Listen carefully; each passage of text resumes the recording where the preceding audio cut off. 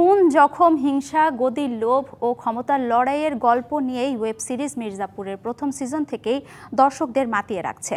2018 সালে প্রথম মুক্তির পর থেকেই অপেক্ষা শুরু। এরপর 2 বছর পর দ্বিতীয় কিস্তির দেখা মিললেও তৃতীয় সিজনের অপেক্ষা করতে হয়েছে 4 বছর। মির্জাপুর ভক্তদের জন্য নতুন খবর, মির্জাপুর 3 স্ট্রিমিং শুরু হয়েছে অ্যামাজন প্রাইমে। থ্রিলার, সাসপেন্স এবং রোম্যান্স এই 3 নিয়েই আবারও হাজির ওয়েব সিরিজ মির্জাপুর। তবে 2টি সিজন মুক্তির পর অবশ্য সিজন 3-র জন্য অপেক্ষা করতে হয়েছে 4 বছর।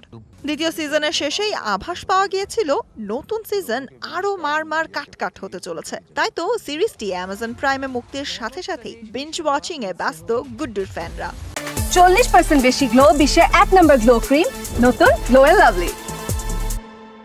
মির্জাপুর 3 এর গল্প শুরু হয় যেখানে সিজন 2 শেষ হয়েছে সেখান থেকেই। গুড্ডু ভাইয়া এখন একজন পেশাদার গ্যাংস্টার হয়ে উঠেছে। তার চারপাশে বন্ধুর চেয়ে বেশি শত্রু বাহিনী ঘুরে বেড়াচ্ছে।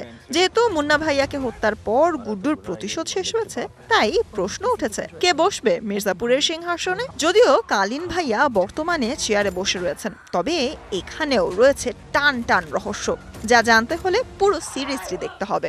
Sultana Swarna, DBC news.